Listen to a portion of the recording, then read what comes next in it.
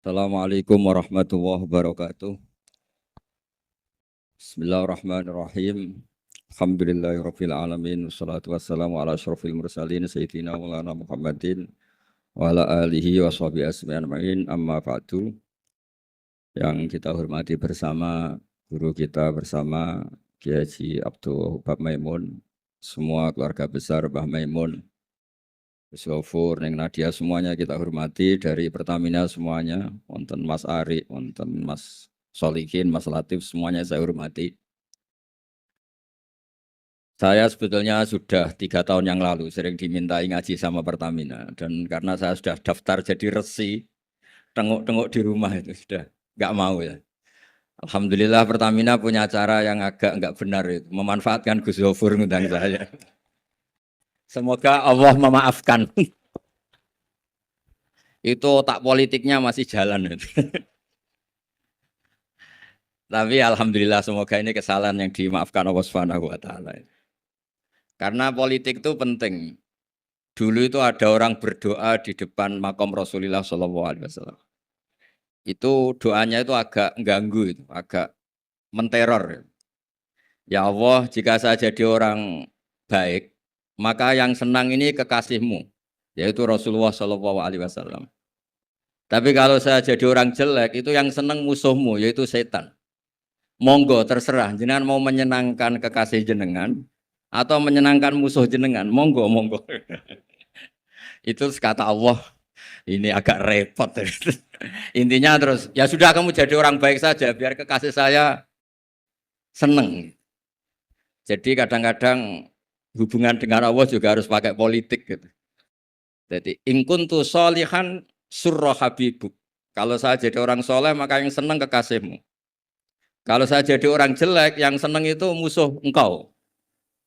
Terserah jenengan sebagai Tuhan milih mana, menyenangkan kekasihmu atau menyenangkan musuhmu.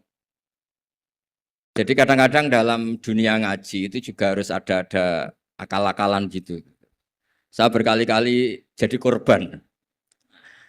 Sebetulnya saya senang uzlah itu bukan karena apa-apa. Satu, iktifa dengan kiai yang sudah ada. Kedua ya, bapak saya itu namanya Kiai Nur Salim, itu punya bapak namanya Mbah Nur Sam. Sepuh-sepuh itu memang uzlah. Mungkin faktor gen. Faktor gen, jadi saya membatasi sekali.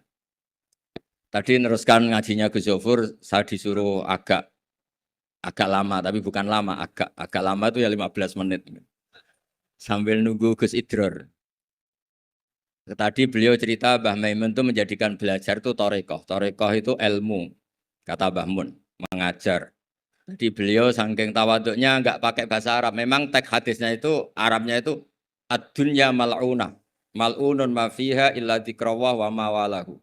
Awa aliman aw muta'aliman. Jadi dunia ini semuanya terlaknati.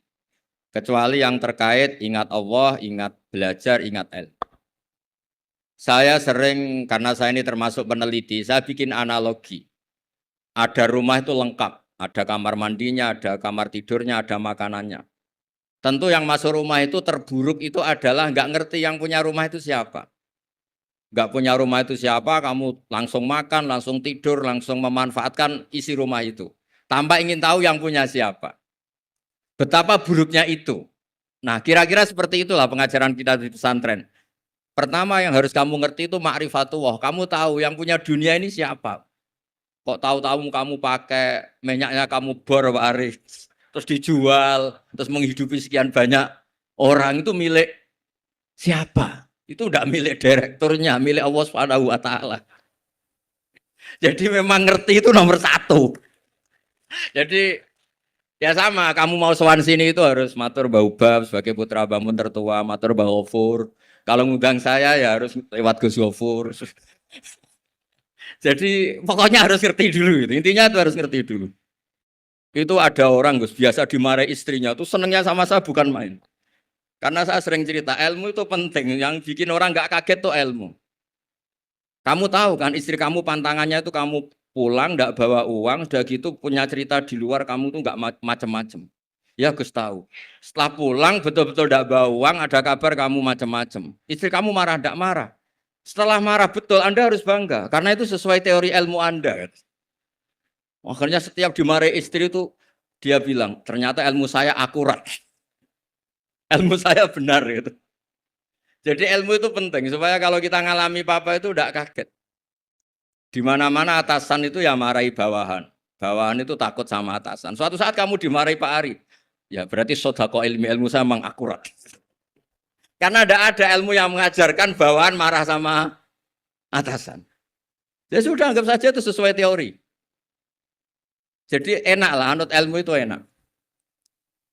Tadi kalau Gus Zofur cerita dulu di Madrasah Sarang sampai di Al-Azhar, itu takutnya Kiai itu kalau diancam santri itu boyong. Memang ketika saya ngaji sama Mas saya Sarang termasuk sama Mbak Ubab itu masyhur itu. Kalau ada orang nggak naik kelas, itu kiainya diancam saya naik atau kembali ke terminal. Itu kiai biasanya takut. Itu cerita terkenal. Ternyata di Al-Azhar sama. Tadi ada anak Thailand nggak hafal 8 juz, bawa tiket Gus. Saya pulang ke Thailand tidak jadi orang, Pak dosen yang dosa. Lulus. Lah itu di cerita-cerita yang diceritakan Said Muhammad termasuk di Abu Abdul Farad juga gitu. Ada orang tuh dosanya banyak sekali, kesalahannya banyak sekali. Sampai diceritakan itu kesalahannya digelar itu tis'atan wa tis'ina sijilan. Kullu sijilin maddul basor. Jadi dokumen kesalahannya itu 99 bok kotak, per kotak itu sepanjang mata melihat. Sampai orang ini putus asa karena pasti masuk neraka. Tapi kata Allah, kamu tenang saja. Dan Allah itu sangat, ya kalau boleh dibahasakan itu sangat fair. Sampai Allah tanya, adzolamat kakatabati, apa para penulisnya itu dolim sama kamu? Sehingga sentimen, kalau kamu jelek ditulis, kalau baik gak ditulis. Enggak Gusti, memang saya salah betul. Jadi di antara pertanyaannya Allah itu adzolamat kakatabati. Akhirnya terus sampai itu nyata salah, terus kata Allah, la zulma alaikal yaum. Kamu tenang saja, kamu punya satu kebaikan. Terus Allah mengeluarkan satu kotak kecil. Terus kata orang itu, sudah Gusti, gak usah, gak penting. Masa 99 box dilawan kotak kecil. Tapi di situ isinya itu kalimat la ilaha illallah Muhammadur Rasulullah. Ketika malaikat disuruh nimbang sama, coba timbang kesalahan yang sebanyak itu dengan hadil kalimat. Fatosat as-sijillat. Ternyata yang menang itu kalimat la ilaha illallah yang ini salah. Gak diabaikan.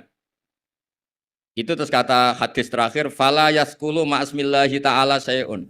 Dibanding kalimat ini semuanya itu enggak ada artinya. Karena kira-kira logikanya gini, malaikat bisa diteror sama Allah. Kamu berani ngabaikan nama saya. Jadi kalau saya dipanggil orang 1000, terus satu Gus Zofur, itu milih Gus Zofur. Kamu berani mengabaikan putra Mbah Maimun, kan saya enggak berani. Jadi kira-kira gitu. Malaikat ditanya sama Allah, kamu berani mengabaikan kalimah la ilaha illallah? Ya tidak berani Gusti, dia sudah menangkan. Jadi intinya itu penting sekali kalimah-kalimah thayyibah la ilaha illallah Muhammadur Rasulullah, sujud tadi yang diajarkan Gus Zofur, apalagi tahajud, terus dilihat anak, katanya seneng sekali. Ternyata bapak saya ahli tahajud. Kalau enggak dilihat ya diceritakan Gus bagian. Tapi apapun itu supaya analogi agama itu dimulai diantaranya selain Quran, hadis, ijma itu kias. Kias itu analogi. Ya kayak tadi. Kamu masuk rumah, di situ semuanya lengkap, fasilitas lengkap. Kamu pakai aja tanpa terlintas tahu yang punya itu siapa, yang mengizinkan itu siapa. Betapa buruknya itu. Sama betapa buruknya kita nikmati alam raya ini kemudian tidak tahu yang punya siapa. Nah, mengerti itu disebut ma'rifatullah.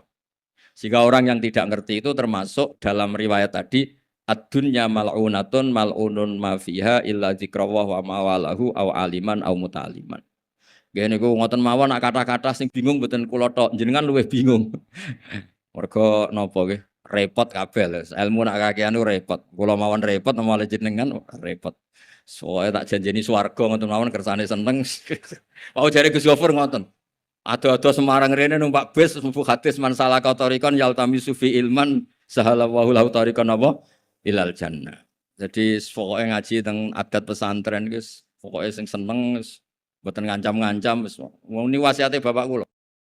Bapak kula sering cerita, wong ning omah diamuk bojone utange akeh, ning tempat ngaji diancam neraka. Dadi ning omah diancam ning tempat ngaji.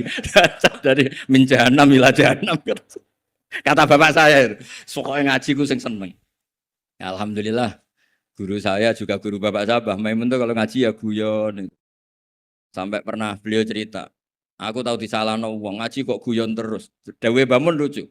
Mergo aku wis iso maca, cara rapati iso ya ora iso guyon mergo wis meruntus roh kitab iku. Mas kok mikir tertibe piye wis meruntus. Ora kober apa?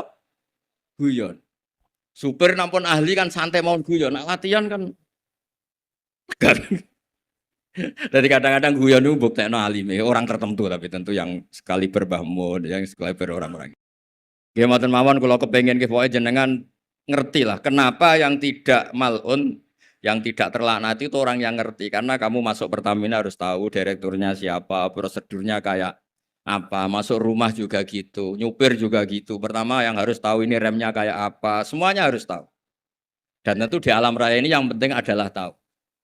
Makanya Imam Bukhari ketika cerita babu fadilatil ilm, terus beliau mendalil qala ta'ala fa'lam annahu la ilaha illallah fabada'a bil ilmi. Kata beliau kalimat yang menyelamatkan dunia akhirat itu la ilaha illallah Muhammad Rasulullah.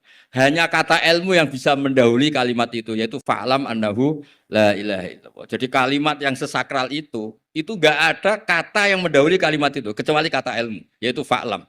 Kata Imam Bukhari fabada'a bil ilmi. Nggih ngoten mawon Mas Ari, matur nuwun sanget. Assalamualaikum warahmatullahi wabarakatuh.